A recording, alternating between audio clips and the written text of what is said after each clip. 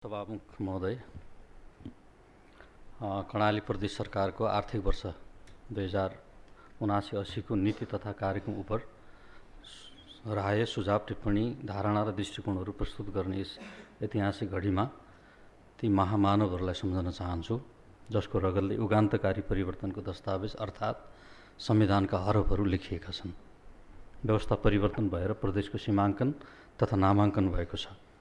ती घाइते योद्धाहरूलाई सम्मान गर्न चाहन्छु जो अहिले पनि वैशाखीको सहारामा जीवनका सर्वाधिक कठिन घडी अर्थात् मृत्युसँग जुधिरहेका छन्।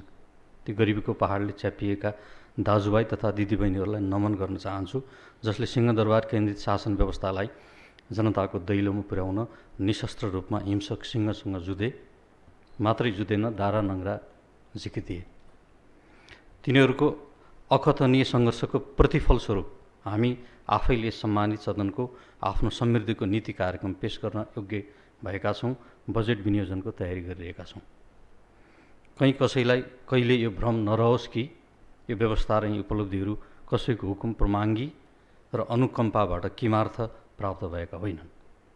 यही बुझाइको मार्गदर्शनमा कर्णाली समृद्धिको सङ्कल्प अगाडि बढ्नु पर्दछ।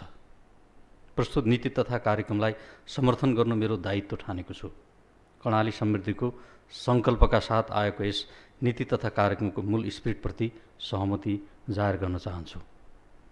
हलो जोत्दा जोत्दै हातका रेखाहरू मेटिएका किसानहरू, उपचारका अभावमा अल्पायुमा मृत्यु कुरेर बसेका बिरामीहरू, निर्धनताका कारण शिक्षाको ढोका बन्द भएका विद्यार्थीहरू, बेरोजगारीको कोर्राले छटपटाइरहेका प्रतिभाका खानी युवाहरूलाई लक्षित गरेर नीति तथा कार्यक्रम ड्राफ्ट गरिनुपर्दछ। यस नीति तथा कार्यक्रमले तिनीहरूलाई नै लक्षित गरेको छ भन्ने अपेक्षा गरेको छु। वार्षिक नीति तथा कार्यक्रम सरकारको दृष्टिकोणसँग सम्बन्धित हुन्छ।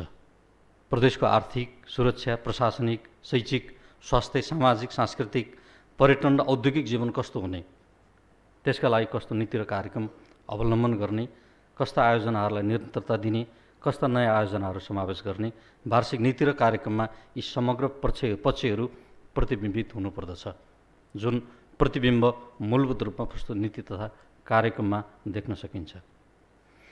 नीति तथा कार्यक्रमले मूल मर्म व्यवस्थालाई सुदृढ गर्ने र नागरिकका सपनाहरूलाई न्याय गर्नेमा लक्षित हुनुपर्दछ। निसन्देह सुझाव, राय, मत, धारणा र दृष्टिकोणहरू प्रस्तुतिको मकसद पनि यही हो। 6 नवीन नीतिगत उडानलाई अवतरण गर्ने मूर्त नीति तथा कार्यक्रम आवश्यक देखिन्छ। यो नीति तथा कार्यक्रमको मूल आत्मा हो।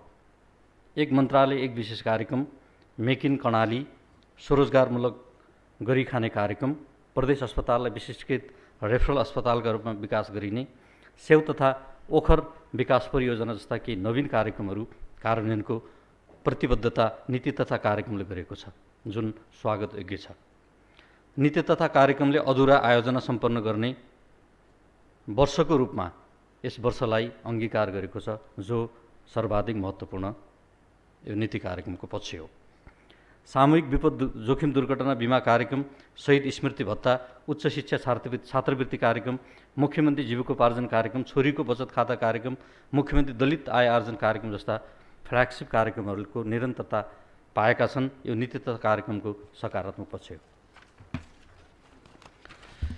नीति तथा कार्यक्रमले प्रदेश अस्पताललाई मानित विश्वविद्यालयको अवधारणा अनुरूप स्वास्थ्य विज्ञान प्रतिष्ठानको रूपमा विकास गरिने नयाँ अठोट गरेको छ। तर आफैले सदनमा विधेयक पेश गरिसकेको पर्वतीय विज्ञान तथा प्रविधि विश्वविद्यालयबारे बिल्कुल मौन देखिन्छ। बेगिचाड भन्न सकिन्छ यो आफैमा परस्पर विरोधी नीति हो। कर्णालीको प्रचुर जलसम्पदाको अधिकतम उपयोग गर्ने तथा माथिल्लो कर्णाली, बेतन कर्णाली, नलसिंहघाट, फुकोट कर्णाली, जगदुल्ला जस्ता कर्णालीका मेगा जलविद्युत आयोजनाहरूलाई शीघ्र सम्पन्न गर्न सङ्घीय सरकार लगायत सम्बद्ध निकायसँग समन्वय गर्ने विषय नीति तथा कार्यक्रमको महत्त्वपूर्ण हिस्सा बनाइनुपर्दछ। हाम्रा प्रदेशका खेलाडीहरूले अन्तर्राष्ट्रिय राष्ट्रिय खेलकुद प्रतियोगितामा जित हासिल गरेको, देश र कर्णालीको शिर उच्च बनाएको, आवासीय प्रबन्धसहित नियमित तालिम लिइरहेको कल्पना गरेँ। यस नीति कार्यक्रमका हरफहरू सुने, पढेँ, तर त्यो देखिनँ। पानाहरू पल्टाएँ, हरफहरू दोहोऱ्याएँ, अक्षरहरूमा घोत्लिएँ र पनि देखिनँ। कर्णालीमा बुढानील कण्ठहरू, सिद्धार्थ वनस्थलीहरू किन जन्मिँदैनन्? हार्वर्ड र अक्सफोर्ड विश्वविद्यालयहरू किन जन्मिरहेका छैनन् भन्ने प्रश्नको जवाब खोजी नीति तथा कार्यक्रममा त्यो भेटिन। बुढानील कण्ठबाट दीक्षित तथा उच्च शिक्षा हासिल गर्नुभएको माननीय मुख्यमन्त्रीज्यूले नेतृत्व गरेको सरकारबाट शैक्षिक क्षेत्रको उन्नयनमा नवीन प्रतिबद्धताको अपेक्षा थियो। त्यो अपेक्षा नीति तथा कार्यक्रममा प्रकट नहुँदा मन कुडियो नकुडियोस् पनि कसरी। इटलीले सन् 1088 मा विश्वको पहिलो विश्वविद्यालय बोलोनिया विश्वविद्यालय स्थापना गरेको 871 वर्ष पश्चात सन् 1959 मा नेपालले त्रिभुवन विश्वविद्यालयको स्थापना गर्यो। सन् 1918 मा नेपालको पहिलो कलेज त्रिचन्द्र कलेज स्थापना गर्दा चन्द्र शमशेर रहेका थिए। शिक्षालय स्थापना गर्दा रुने शासकले नेतृत्व गरेको देशको शैक्षिक अवस्था कस्तो होला सहजै अनुमान गर्न सकिन्छ। त्यस्तो देशको एउटा प्रदेश जहाँको एउटा जिल्लाको सदरमुकामलाई हालसम्म पनि राष्ट्रिय सडक सञ्जालमा आबद्ध गराउन सकिएको छैन। 2 जिल्ला बाहेक अन्य जिल्लामा एउटा पनि प्राविधिक कलेज छैनन्। सरकारी सेवामा न्यून प्रतिनिधित्व छ। नेपालमा विश्वविद्यालयको सङ्ख्या बढी भयो भन्ने हो भने भारतमा 1043, चीनमा 1270 विश्वविद्यालयहरू छन्। अमेरिकामा मात्रै 5300 विश्वविद्यालय र कलेजहरू छन्। केवल 7,80,000 जनसङ्ख्या भएको भुटानमा 9वटा विश्वविद्यालय छन्। 2 करोड 14 लाख जनसङ्ख्या भएको श्रीलङ्कामा 17वटा विश्वविद्यालय र 2,91,92,480 जनसङ्ख्या भएको नेपालमा 14वटा मात्र विश्वविद्यालयहरू छन्। त्यो देशको एउटा प्रदेश जहाँ न्यून साक्षर र कम उच्च शिक्षित जनशक्ति छन्, त्यही प्रदेश विश्वविद्यालय स्थापना गर्न किन डराउँछ? सङ्घीय सरकारलाई ढारेद लगाउने हाम्रा हातहरू किन आफ्नै विश्वविद्यालय स्थापनाका लागि हस्ताक्षर गर्न काँपिरहेका छन्? हाम्रो सरकार आफैले जन्माउन खोजेको भ्रूणरूपी सन्तान अर्थात् प्रवृत्ति विश्वविद्यालय, विज्ञान तथा प्रविधि विश्वविद्यालयको स्याहार गर्न किन उदासीन छ? यसको नाममा एक शब्द पनि किन खर्चन मान्दैन? अझै नीति तथा कार्यक्रममा स्वदेशी तथा विदेशी प्रतिष्ठित विश्वविद्यालयसँग समन्वय गर्ने र प्रविधि शिक्षा को व्यवस्था गर्ने भनिएको छ। यो कारणहरूको खोजी इतिहासले गर्छ नै। सभामुख महोदय, संयुक्त राष्ट्रसङ्घीय विश्व पर्यटन सङ्घका अनुसार 2016 मा विश्वभरमा 1,23 करोड 50 लाख मानिसहरूले घुमफिर गरेका छन्। पर्यटन उद्योगले विश्व अर्थतन्त्रको 10% हिस्सा ओगट्दछ।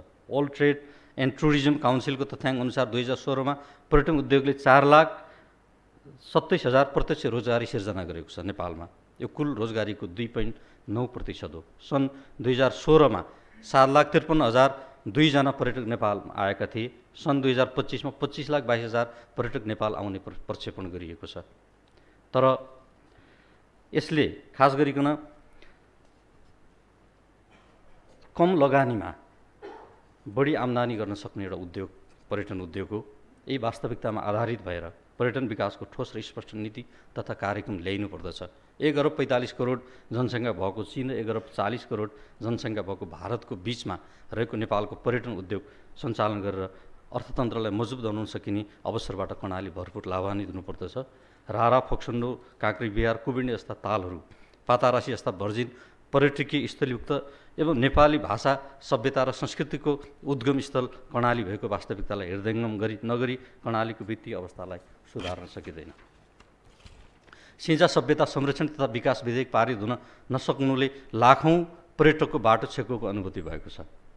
यसलाई पारित गरेर यस नीति तथा कार्यक्रममा समावेश गरेर कर्णाली समृद्धिलाई टेवा पुर्याउँ, कर्णाली विशेष प्रदेश बनाउने र सङ्कुचित वित्तीय स्रोतको दायरालाई फराकिलो बनाउने प्रतिबद्धता यस नीति तथा कार्यक्रममा विशेष नीतिगत रूपमा उल्लेख गरिनुपर्दछ। विश्वास गरौँ माननीय मुख्यमन्त्रीज्यूले प्रस्तुत सरकारहरूको सम्बोधन नीति तथा कार्यक्रममा गर्नुहुनेछ।